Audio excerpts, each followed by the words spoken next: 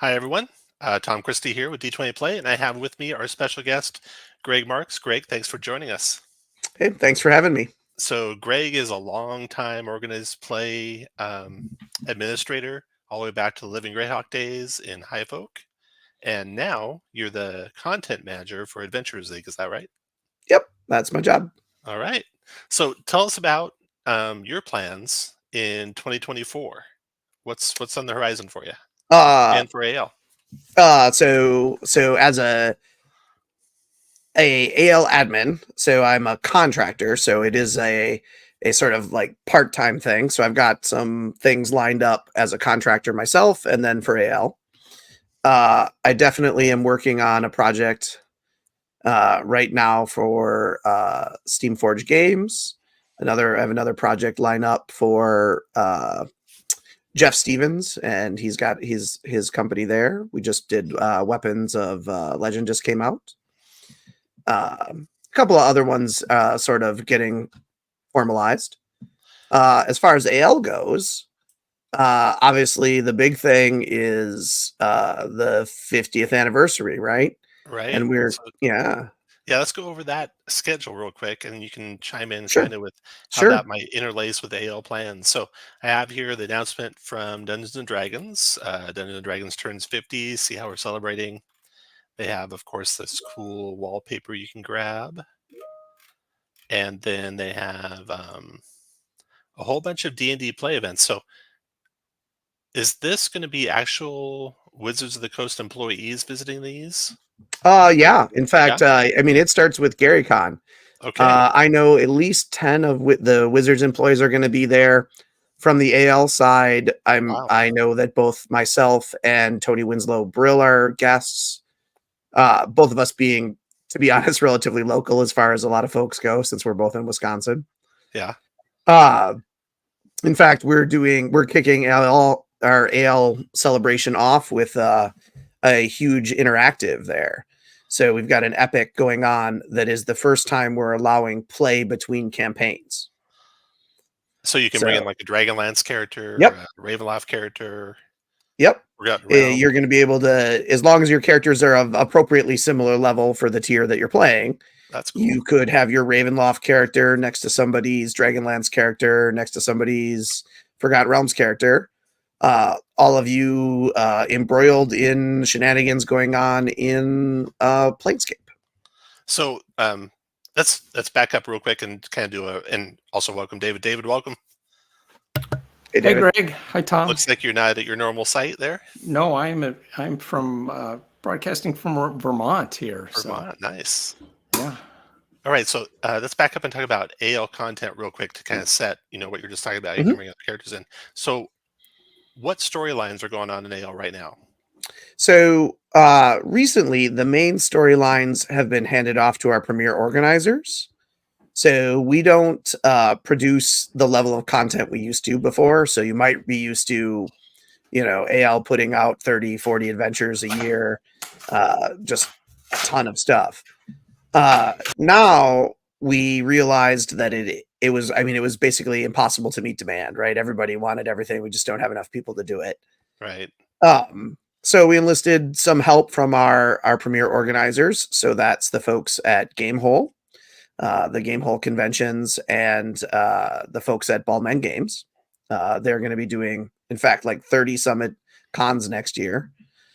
Wow. 30 Yeah, cons. I think it was 32 or 33 or something like Wow. that. I'm sure Dave could fill you in on more info about specifics for that, Hmm. but and we are bringing on some additional premier organizers. I don't believe any of this is announced yet, so I won't Okay. tell you their names. Okay. So right Um, now you have Baldman and Goodman and Games. Gamehole, I which mean, is Gamehole. actually it's Gamehole and HeroCon. It's that are the two they do.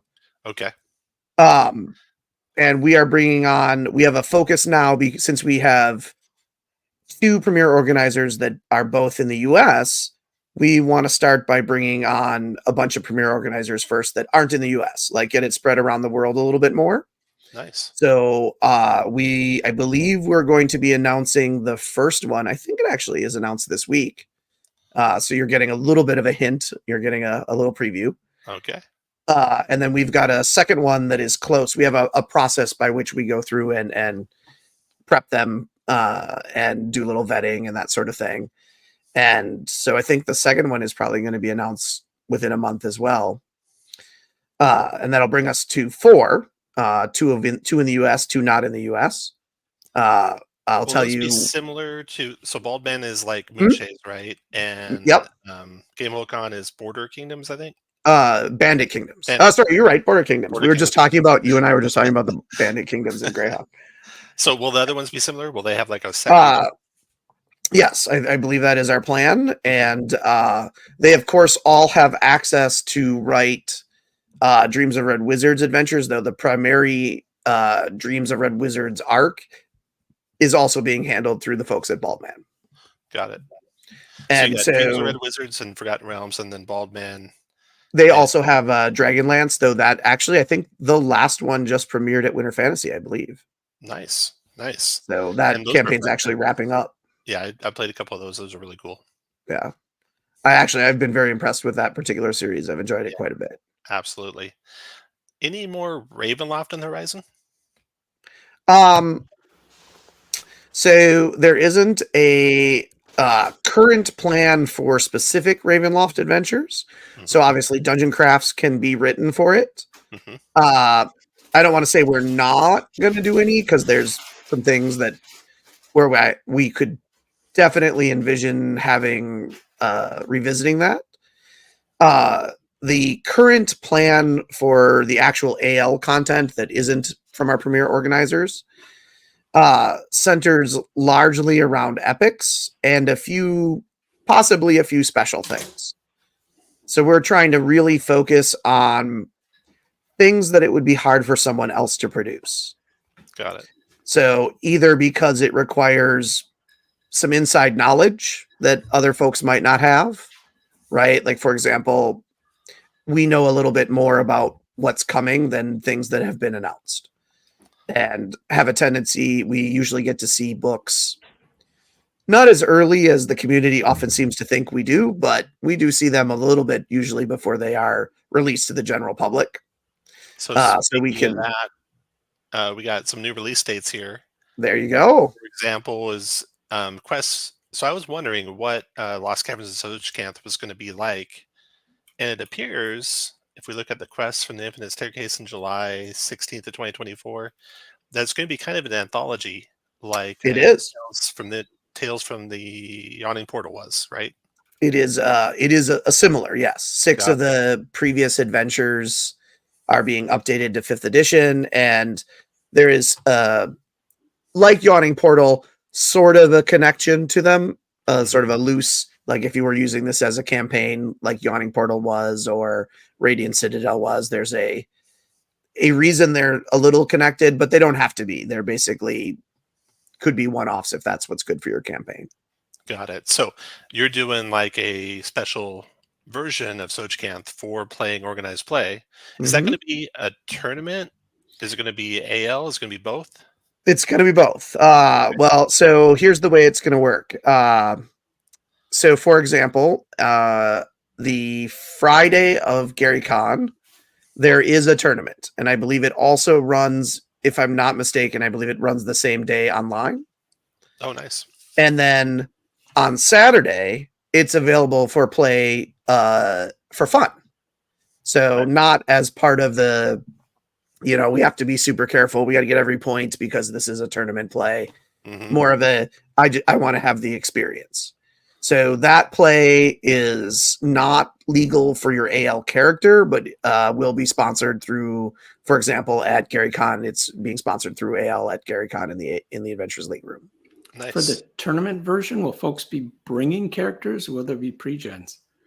I believe that it's pre-gens, so that there's like the old classic opens used to be. Tom and I applaud that. Yeah. I believe that to be true. I could be mistaken because I didn't work on that project. So I'm going off of secondhand information there. So we should get to some questions also online. We got from Nicholas Reed. Greetings, folks. Just reread through the seasons 1 through 4 Moonshade Adventures on a Lark. So many great AL memories, more to come. I never played the original Moonchase series, but I hear they're really good. I played a couple. There's a lot going on in those adventures. There's definitely a lot of background, a lot of lore, but still fun. You don't necessarily have to know it all to play. Yeah. So you have to commend the writers there. They did a good job to have callbacks to previous things that if you're really involved in it, then definitely, something that excites you. But even if you're not, fun adventures. Yeah. We got Igor. What can you tell us about the AL plans for after the 2024 books launch?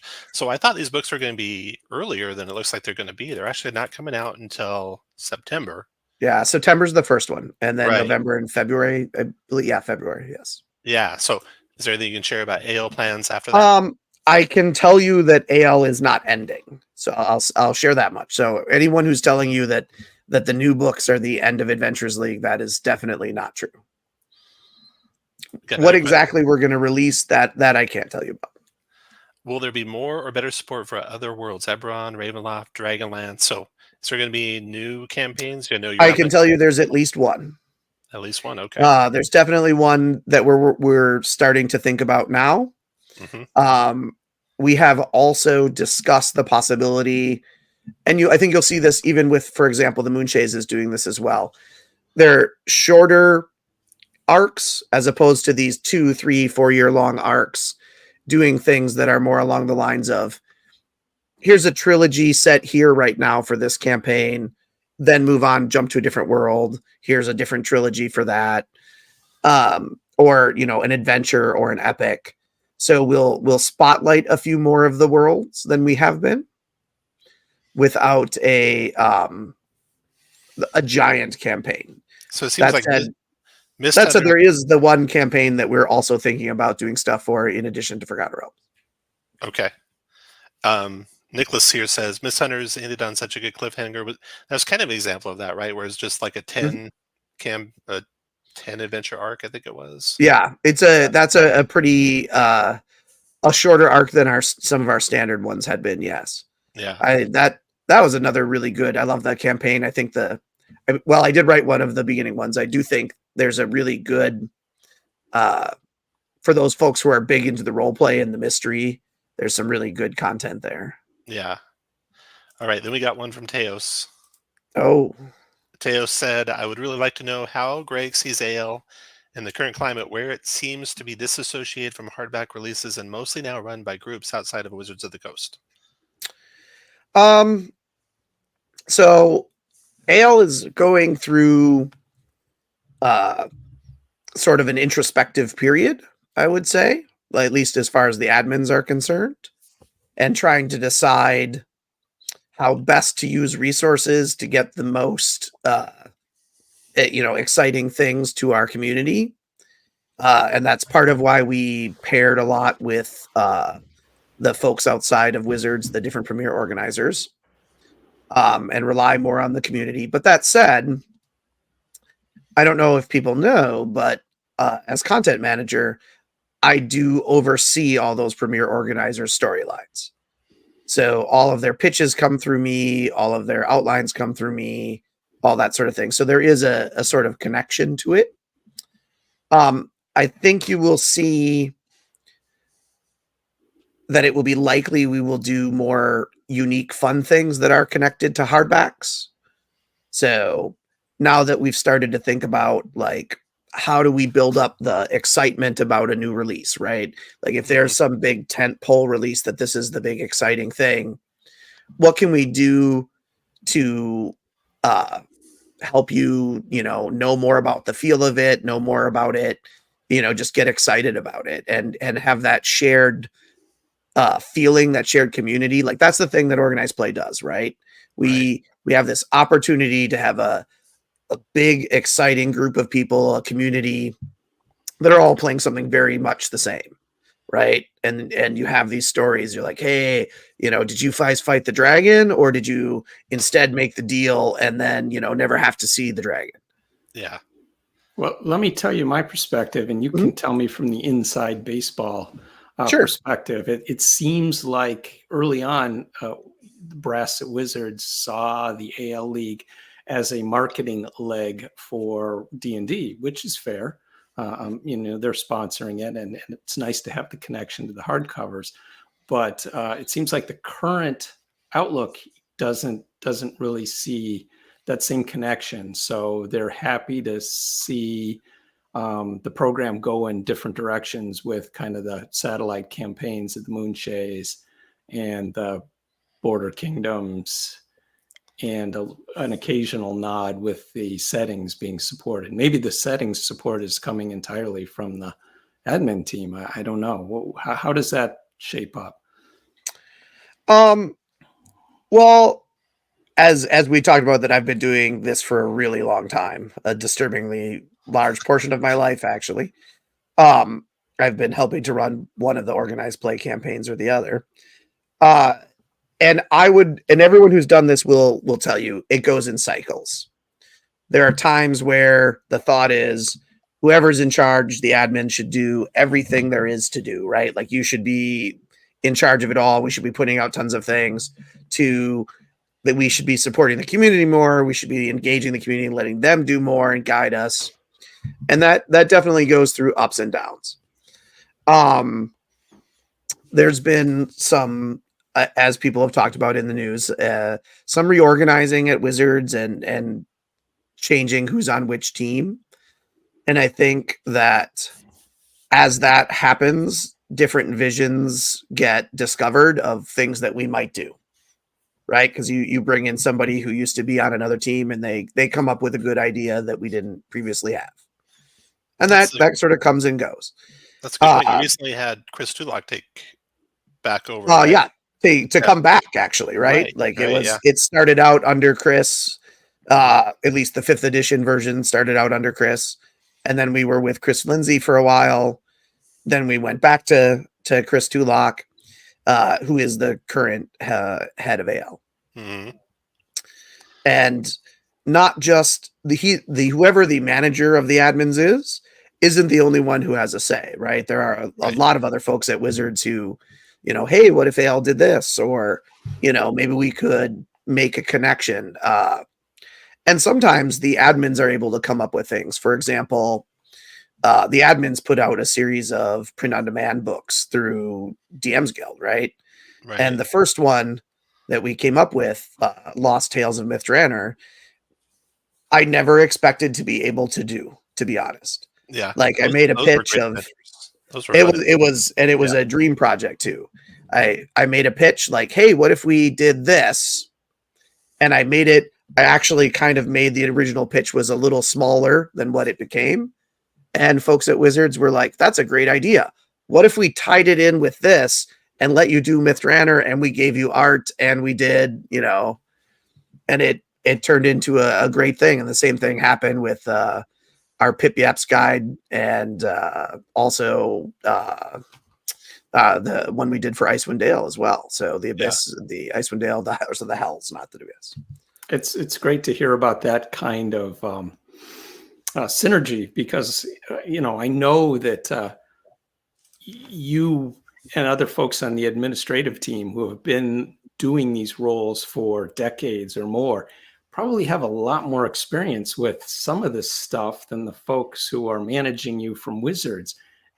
I'm guessing, and I'm sure you can't speak to it, I'm guessing there's occasional moments of friction where that perhaps the plans are from your experience, are not ideally suited for the program.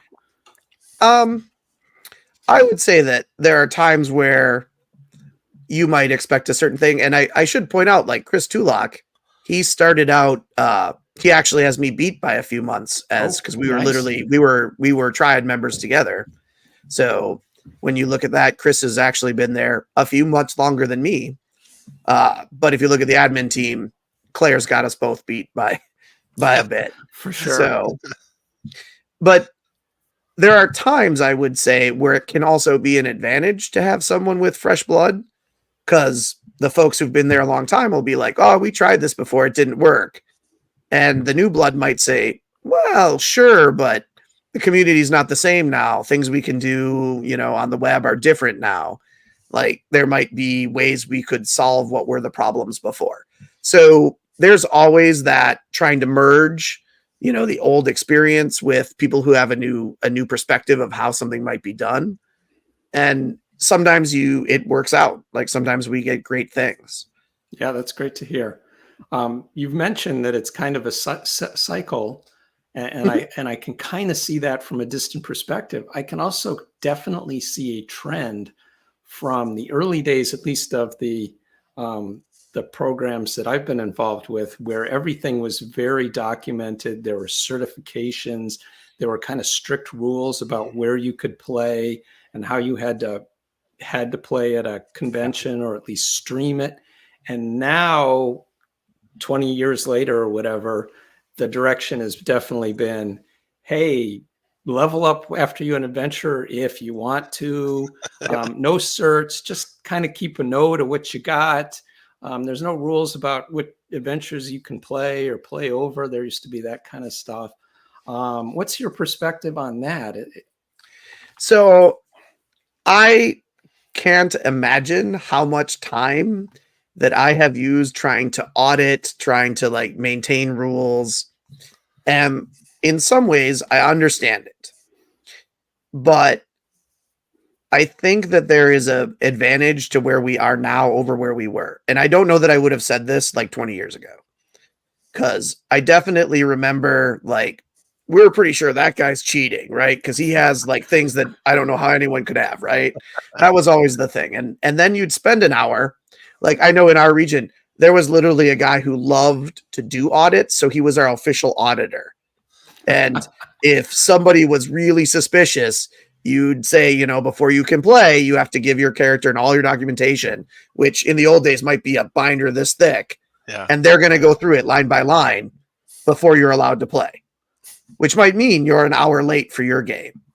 And that is a horrible experience from a standpoint of like customer service, right? Yeah. How unwelcoming for people trying to get into the program. Right. So one of the things, and this is, I will take some credit for this, is that I have decided, along with input from a lot of other people, so not just me, but the original idea of what if we just had a lot less documentation? Because you know what else happened? That guy that everyone thought was cheating, people just didn't want to play with them. And if, after everyone would give them a second, a third, a fourth chance, and it was just, wow, you are just cheating constantly, people would police them themselves, regardless of what happened in any audit.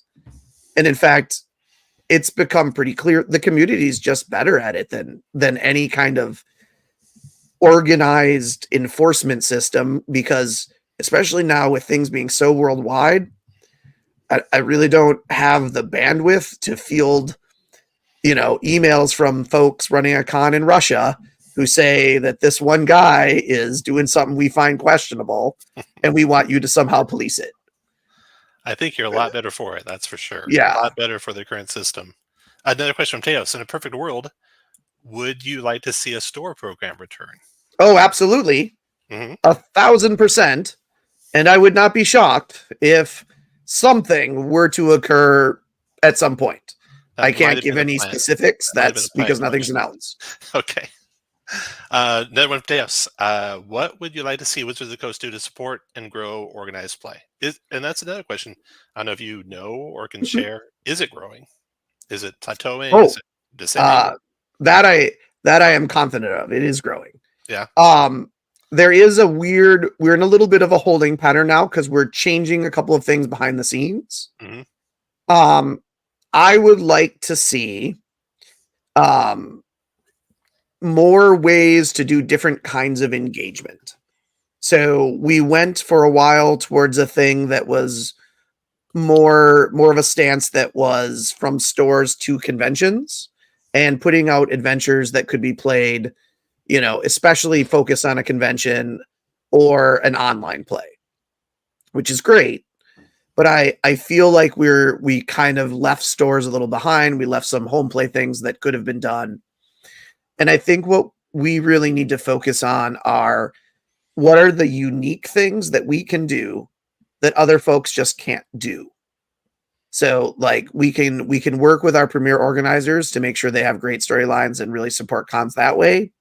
There's outreach we could potentially do to stores, or we could potentially do through libraries or schools. Like the intro adventure that Sean Merwin wrote is spectacular, and when that gets coupled with the school kit or with the outreach we've been doing to with libraries, I think there's opportunities that I think would be spectacular. So That said, I Sean's... also want to do.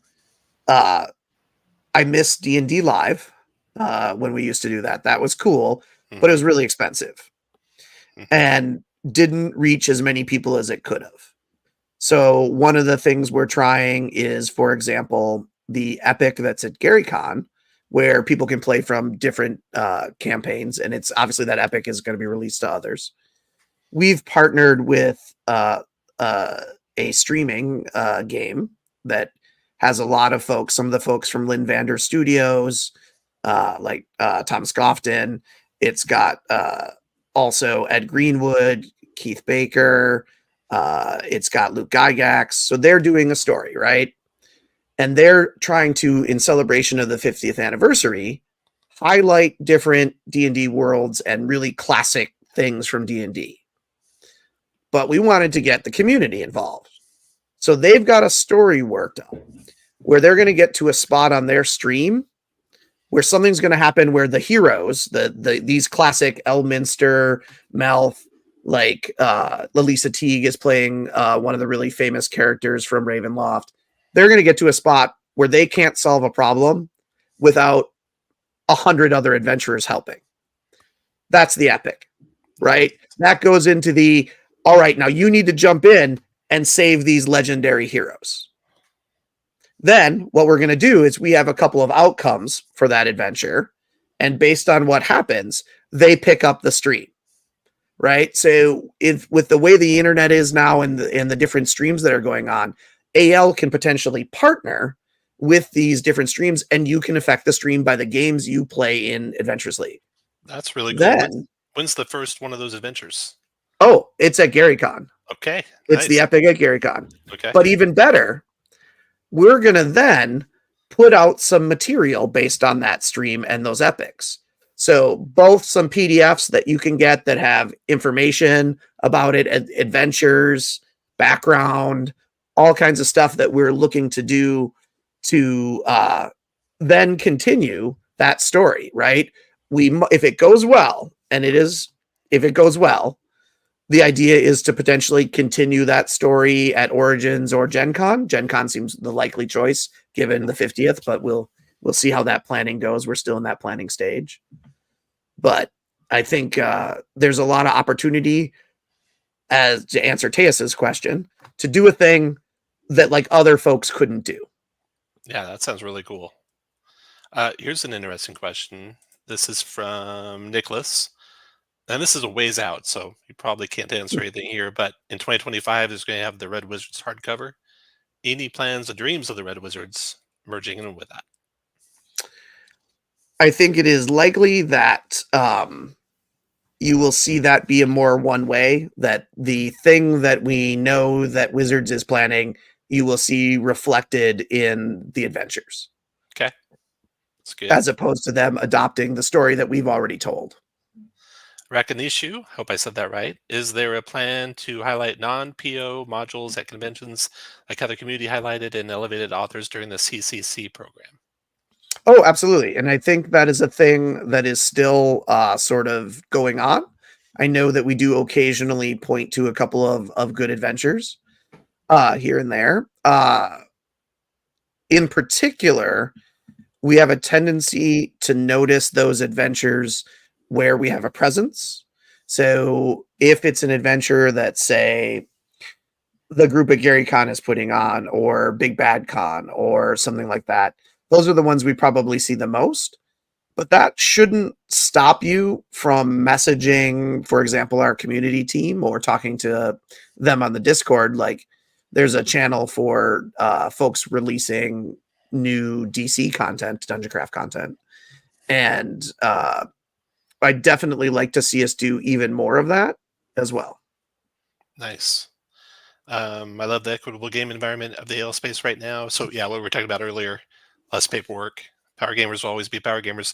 I've got a funny story. We were playing in a game one time with a character that had a Storm Giant belt and some other super cool stuff. And he explained to us how he had run Storm King's Thunder 34 times to get those things. And I'm like, just cheat. I mean, we don't care. You might as well just cheat. Oh, that was horrible. I felt bad for the guy. Nicholas Reed, I want to really thank the AL team for starting to put epics out on DM's Guild. For a small town and online DM, it's an awesome to share those epic stories. Yeah, thank you. Well, what we talked earlier, before the stream started here about Living Greyhawk, and one of the big drawbacks to what was otherwise an amazing campaign was that so much great content was created, but so few people saw it. Yeah. And so one of the changes we wanted to do is, why are epics not, like, we need to get them out. Like, an epic to design it's twice the length, but it takes about 4 times the play testing, 4 times the editing, just so much more work.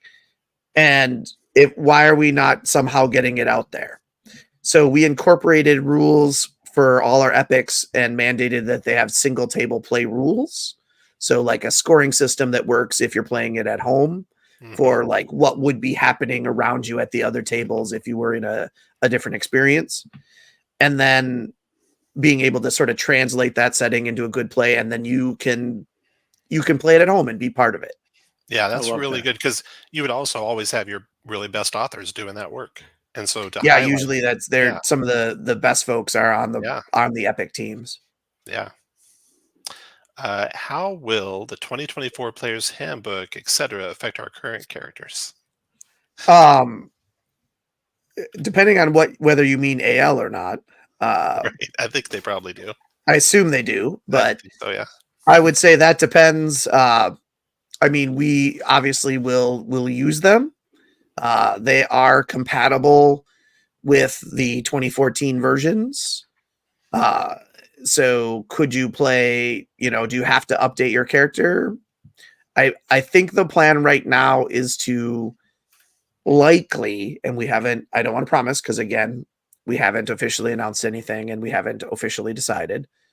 We'll probably allow an update or some sort of rebuild possibility, that if you want to adopt for example, a subclass that's in the 2024, we'd probably let you.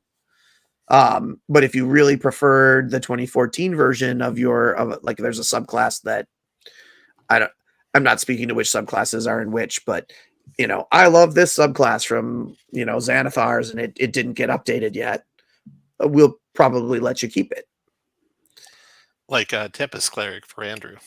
For example. Andrew really likes the Tempest Cleric. Okay. Yeah. Teos, if you could wave a magic wand, what would the role be between AL, Wizards, and groups like Baldman?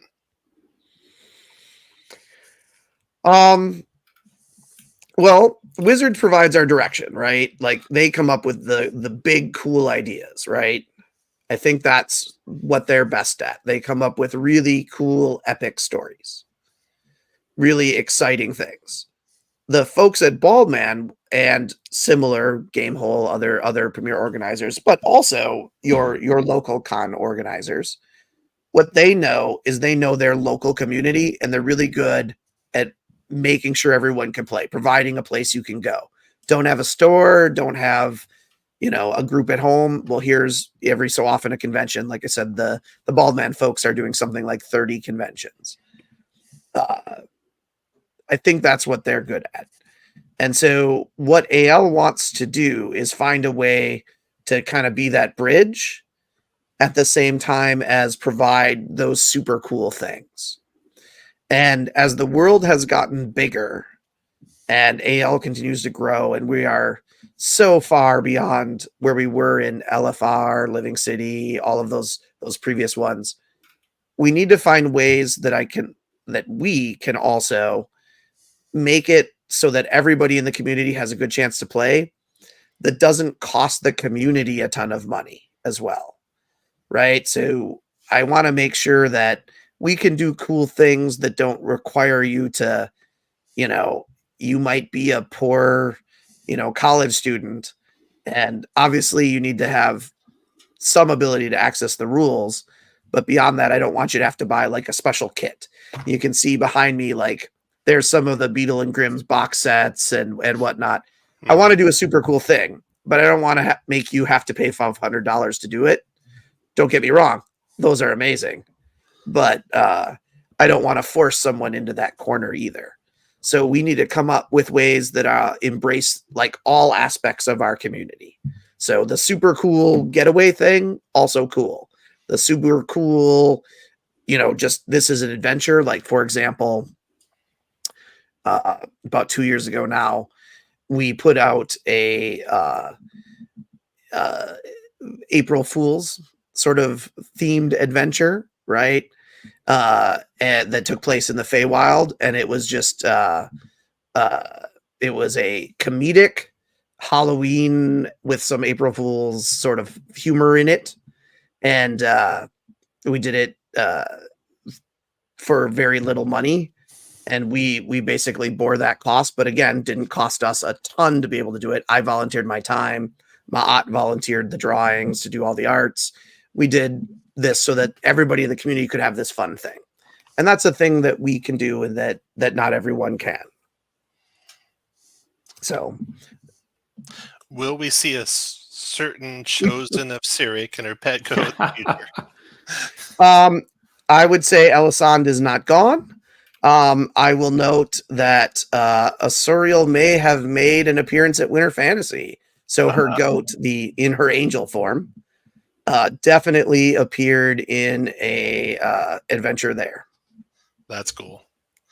So how was Winter Fantasy? Loved it. It was warm, which was very confusing. It was it got to 60. So shorts and a t-shirt for us Midwesterners for sure. Mm-hmm. And even at night, it was still quite warm. So it was like a sweatshirt kind of weather, not needing a coat. Wow. Tons of good games. I posted tons of cool pictures of the award ceremonies, the epics that were there, so many good AOs. And if you love D&D, it is a great community. If you even just want the community and D&D isn't your first choice, I played some Zweihander. I played, there were games from Ghostfire, which is still 5e. There were, oh my goodness, there were so many different things. I'm trying to remember all the different things that were there. There were a lot of games that weren't necessarily just D&D. So a lot of opportunities to play things. Vesson, that was the other game I got a chance to play. For you personally, what conventions are you looking forward to near term? I'm at Polar Vortex in Chicago this next weekend. Mm-hmm. I will be at Gamehole after that. I have committed to Origins, Gen Con. Oh, I said Gamehole. Gary Con, because I have just committed to Gamehole for this next fall. I was going to do CodCon, but it looks like I have a conflict, so I won't be able to do that one. I'm looking to go to a convention in LA for Memorial Day weekend, but I haven't officially committed because I'm still trying to get some flights worked out. So all the conventions pretty much. Oh, it's not as many as the old days, but I have a lot more actual work to do these days than the old days. Question from I'm sure I'm saying this wrong, Gurgi. Will we ever be able to make DC epics? That's the thing we talk about a lot. As you mentioned before, we often have some of the quote unquote the best writers on epics. Epics are really hard to do well, like very hard to do well. So we are hesitant to have that be a thing that just everyone can do, because I don't know that the experience would be as good. Now, that's not to say there isn't someone out there who might be amazing at it, because I'm sure there is. So I guess my answer is a maybe, but in the immediate future, no. I would say even the best writers, the epics are so hard, their first epics are usually not that good. Right. Absolutely true. it takes a couple of them for you to kind of get the hang of it, Yeah. I think. Because I can And think of some really good writers and their first ones and wouldn't want to run again.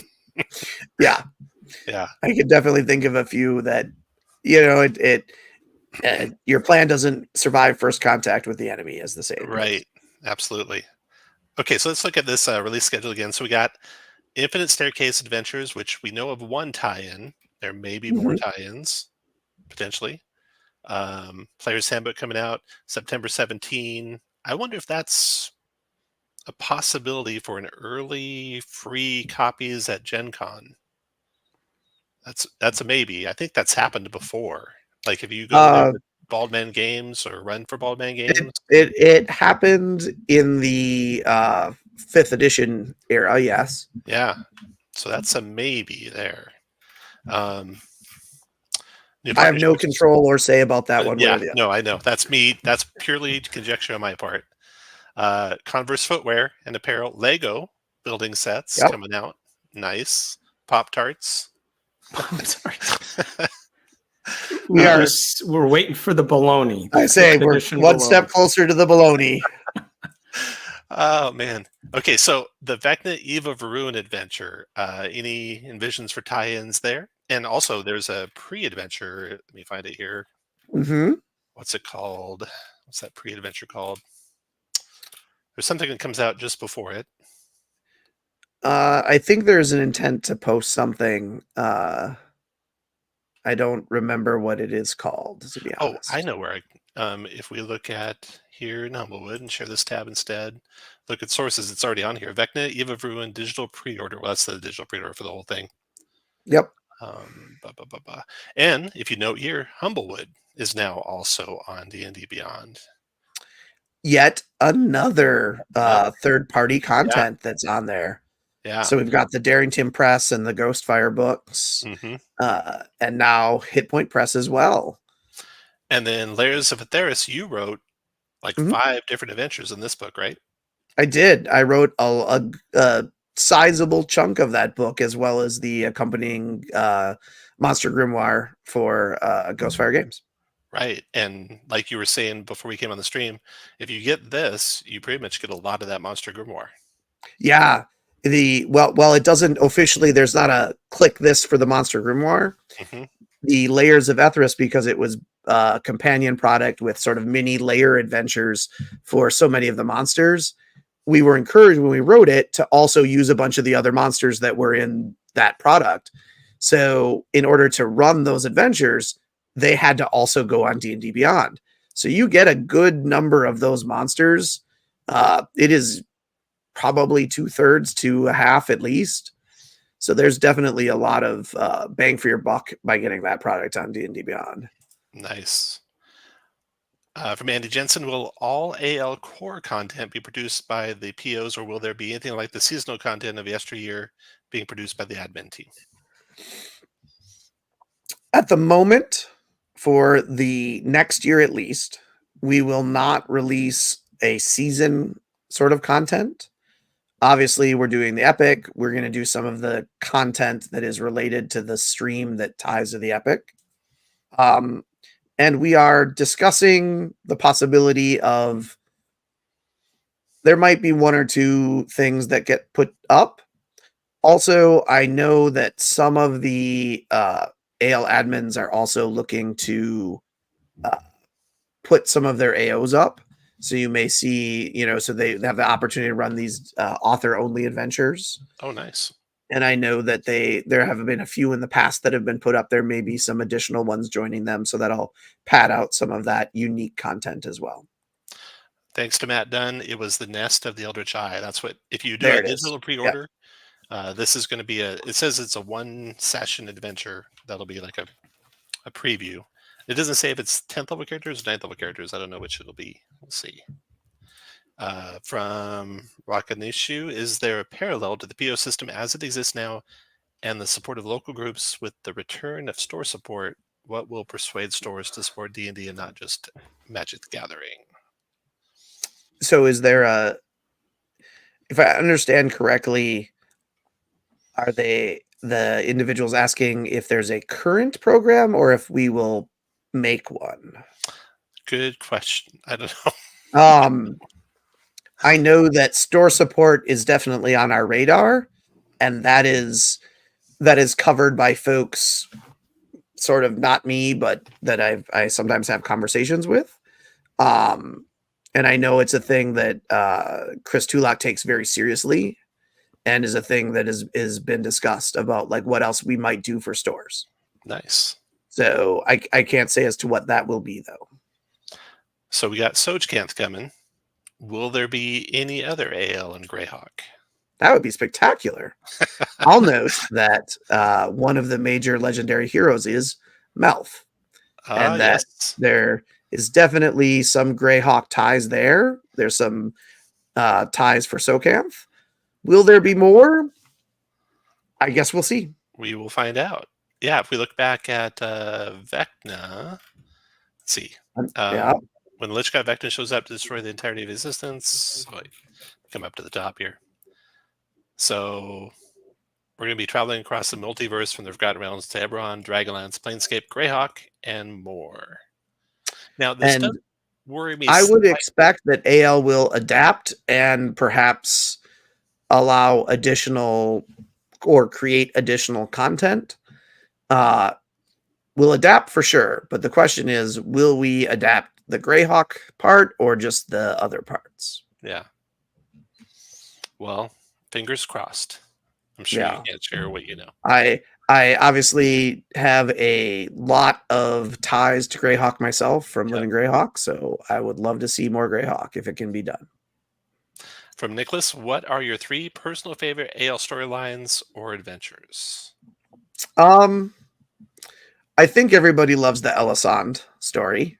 Mm-hmm. I think that's her development is particularly grand and meaningful. Favorite other storylines. I definitely have been enjoying what Baldman has been doing with the Dragonlance storyline. That's been pretty spectacular. A lot of really good adventures there. I've really enjoyed there's a weirdness about the original season 4. It's got some adventures in the middle that don't make sense in some ways.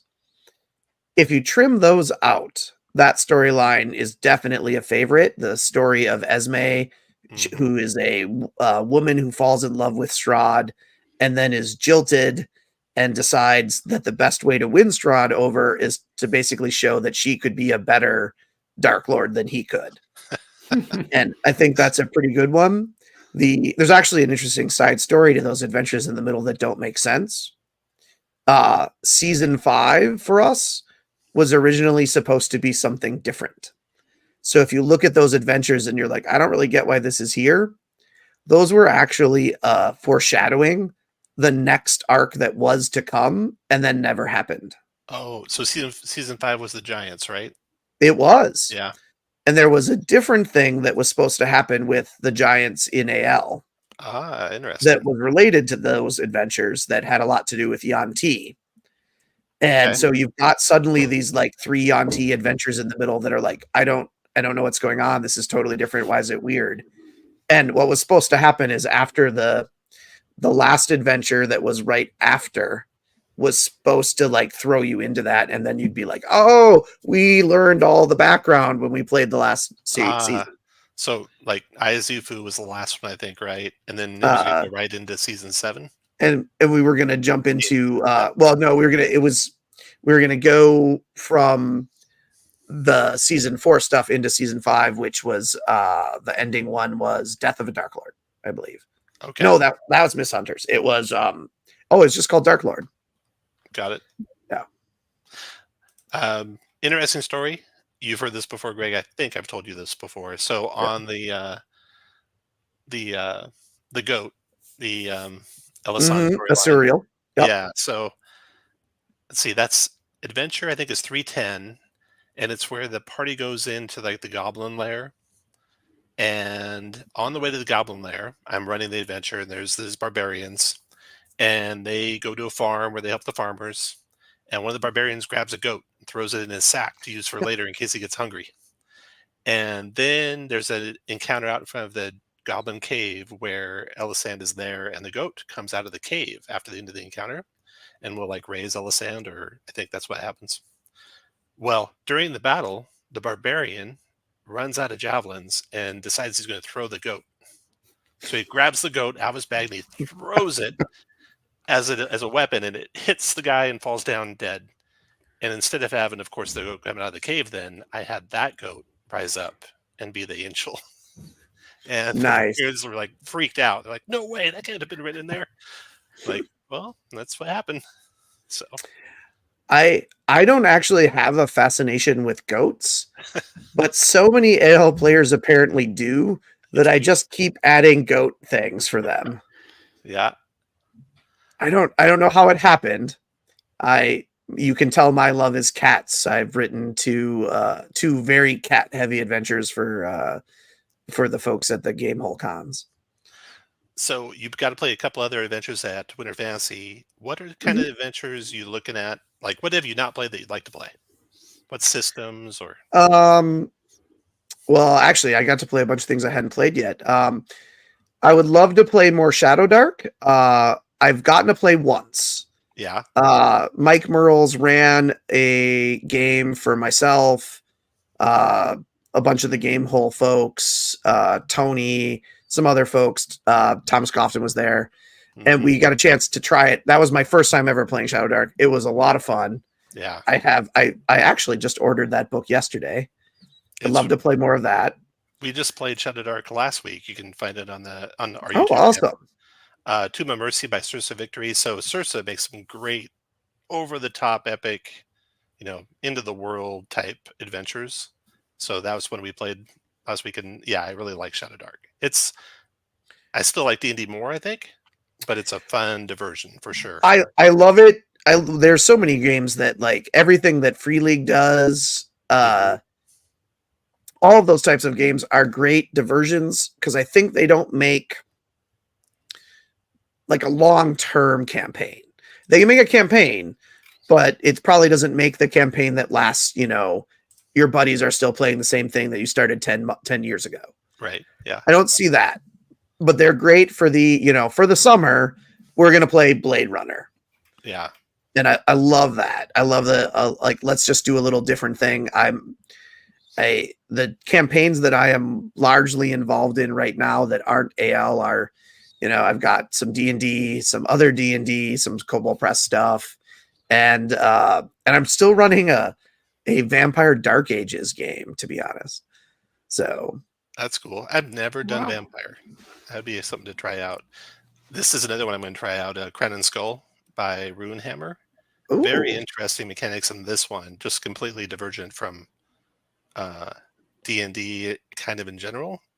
So I'm looking forward to that. We're going to have Runehammer on the show in 2 weeks. He's going to come on. Brandon, I think, is the guy's name. So awesome. I'm a big fan of people always say, well, you write so much 5e content for various third-party publishers and work, for Wizards as part of AL.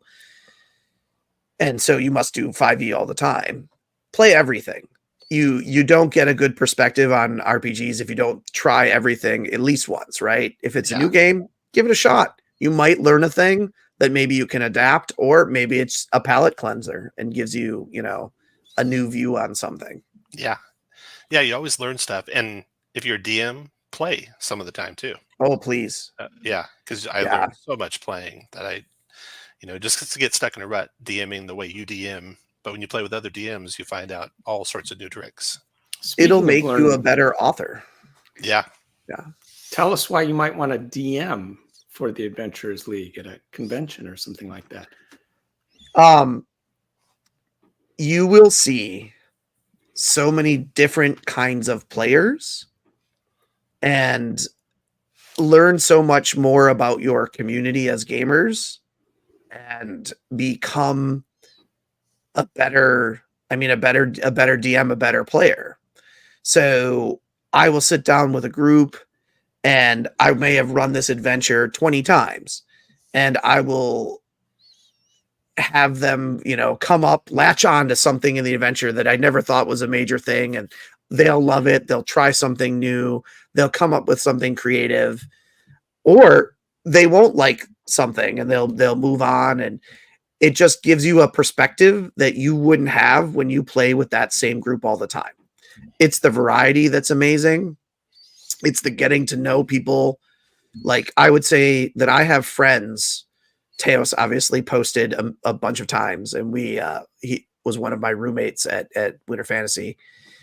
I wouldn't know him if it wasn't for organized play. I wouldn't know, Dave, Chris, Sean, Merwin, a bunch of people that are involved in gaming, right?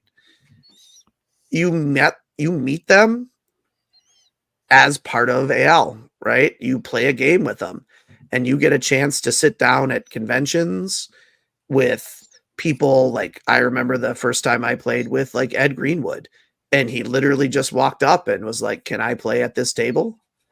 And of course everybody said absolutely, but Adventures League gives you opportunity to meet those new people, to experience something new, and from a basis of a thing you already love, right? It's that shared, we already have something in common.